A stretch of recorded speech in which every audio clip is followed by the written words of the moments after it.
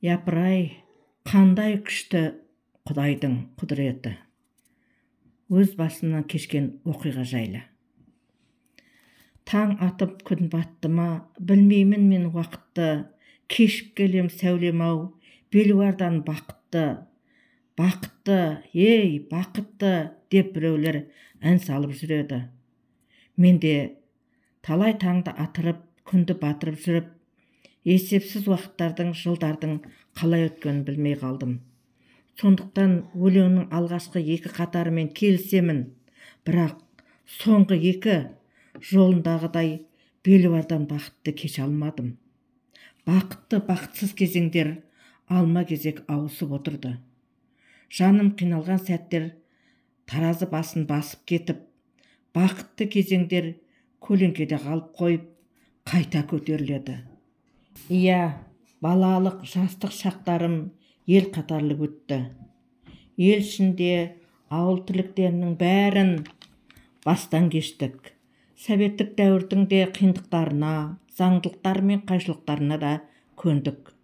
4-5 сыныптардан бастап, ерте көктемде күріш атызындағы кеудеміз бен басымыз ғана шығып тұратын суға жалаң аяқ түсіп, қолымыздағы орақ пен күріштіктегі барлық арам шөптерін орып, арасында ақбас шөптерін қолымызбен жұлып, табан астындағы балшық пен суды кешіп жүріп, шетке шығаратынбыз. Тек мен емес, жаппай оқушылар бәрі барады. Бұл колхоз шаруашылығына көмектесу науқаны еді. Салқын су, таңғы кешкі салқын ауа, балалар денсаулығы, болашағы туралы ешкім айта алмайды. Керісінше ұстаздарымыз сол кездегі саясатпен қаруланып, ал балалар қане, жақсылап орып, жұмыс жұлып тазартамыз деп белсенділік танытады. Ал 7-8 сыныптардан бастап күзгі егін жинау науқанына көмекке алып барады. Яғни түрлі ауа райы әсерінен жерге айқыш-ұйқыш құлап, комбайнмен оруға ілінбей, жерге жатып қалған күріштерді орып, баулап, суындап, комбайн жеуге дайын етіп, үйіп, жинап кетеміз. Бірақ Құдай қарасып, ешқайсымыз ауырмаймыз. Зыр жүгіріп ойнап, әнімізді айтып, биімізді билеп жүре береміз. Жан-жақтағы оқу орындарынан студенттер келіп, науқан біткенше айлап жатады. Көктемгі құрылыстарда да осындай жағдай болып тұрады. Мен де жоғарғы оқу орнына түскенде де осылай ауылдағы еңбектеріміз жалғасты. Бірақ мен еңбек еткеннен емес, жайшылықта да ауырып қалатынмын. Ана молдаға ала жүгіреді. Молда 3 күн дем салып үшкіріп жіберсе, сап-сау болып шыға келемін. Ал жоғары оқу орнына, яғни қалада, институтта оқыған кезде, молда қайда, уақыт қайда, мені ертіп алып баратын анам қайда? Бәрі жайына қалды. Науқасым уақыт өткен сайын күшейе түсті. Арасында жатып қалып, қайта сүйретіліп тұрамын. Қанша жаныма батса да сабақтан қалмаймын. Бәрін түсінген соң үздік оқимын. Өйткені білім негізі мықты, мектепте де үздік оқыған, жан-жақты оқушы болдым. Каникулда үйге келсем, анам сөзсіз молдаға алып барады. Қалада дәрігерлерге тексерілсем, бәрі жақсы, бірақ қаны аз, содан ауырады деп витаминдер беріп, қан толтыратын уколдар салады. Бірақ больницаға жатып емделетіндей ауруы жоқ дейді. Өзімді өзім байқадым. Сап-сау жүріп, аяқ астынан мазам болмай қалады. Шектерімнің, тамырларымның ішінде жаңғақтай, жұдырықтай бір нәрселер зыр жүгіріп аралағанда жаныма батады. домалап зырылдап жүрген жерінің бәрін ауыртып өтеді. Бір орында тұрмайды. Сондықтан дәл қай жерінің ауырғанын тап басып айта алмайсың. Өзге тұрмақ, өзіңе де жұмбақ. Түсініксіз. Ауылға бір келгенде анама айтып едім, анам қорқып кетті. Тіпті ауруым жаныма батқан соң больницаға да жататын болдым. Үлкен қала, бірнеше оқу орындары көп, жан-жақтан оқуға келген жастар жетерлік. Бұл қаланы жастардың қаласы деп те атайды. Жас болған соң қырындайтын жігіттер де баршылық. Ұнатып жігіттермен жүремін, бірақ тұрмысқа шығуға ауруымнан қорқамын. Әлгі тамырлар мен ішек қарнымды аралап жүрген пәле қозғала қалып, лезде зуылдап бүкіл денемді шарлағанда өте қиын болады. Әлде де жексенбі күндері де ауылға барсам, молданы үйге келіп дем салдырады. Ал тұрмысқа шықсам, оны қалай істеймін? Өліп қалармын деп зәрем кетеді. Сонымен жігіттердің бәрімен қош айтысып, институт бітіріп, ауылға келдім. Бір жыл ұстаз болып істеп, тұрмысқа шықтым.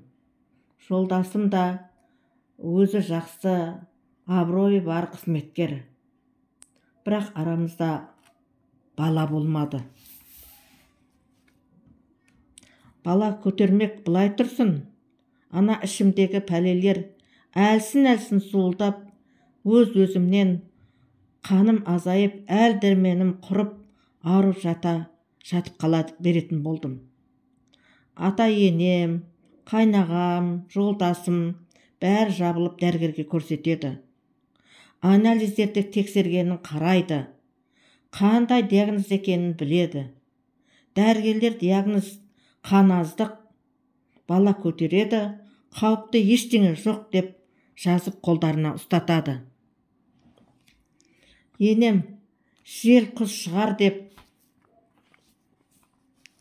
біреулерге, әжелерге уқалатты, жылқының майымен сылатты.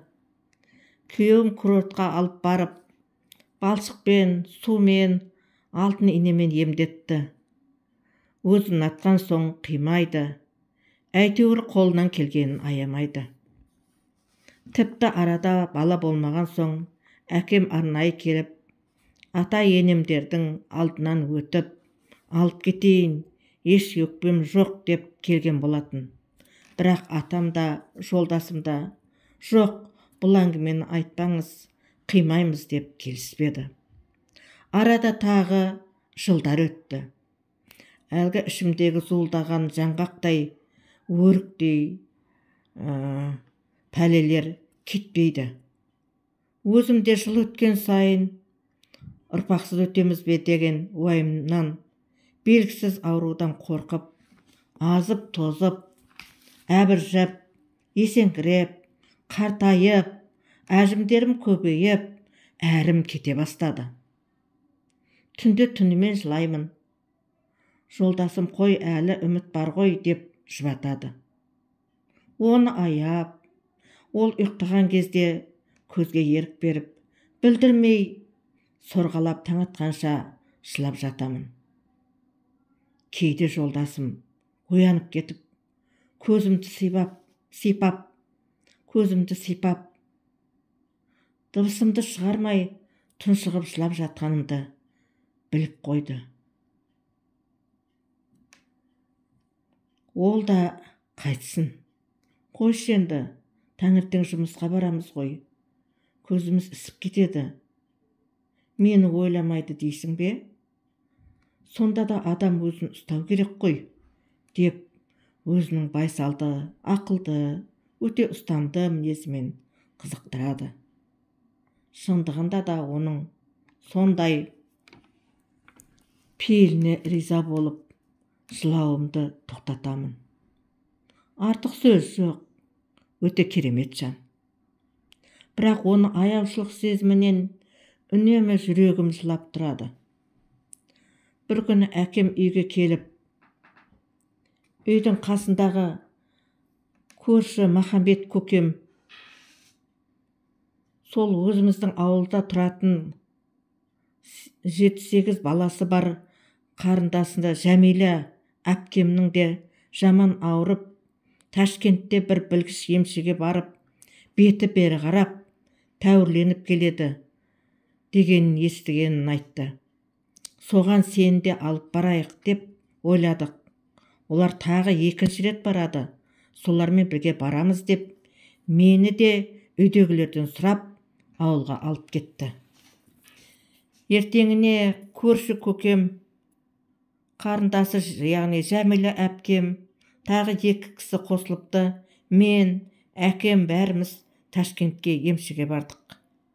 Ауруды көзімен көріп, қолымен ұстап отырғандай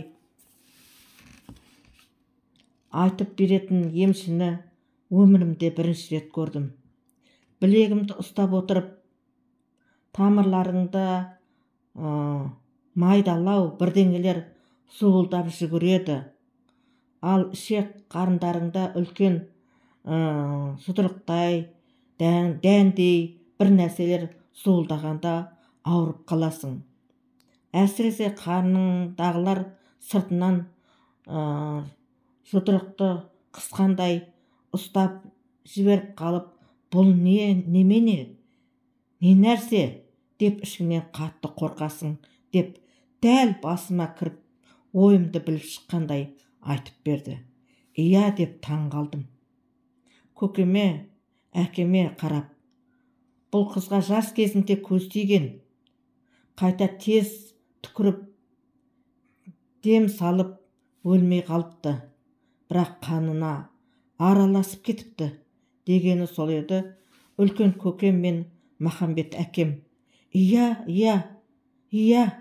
баяғыда көз тиіп өліп қала жаздаған. Қонаққа келген 2 кісіні арттарынан қуып барып, үйге әкеліп, қайтадан қонақ қылып, түкіртіп, ертесіне қайта шығарып салғанбыз деп шу ете қалды.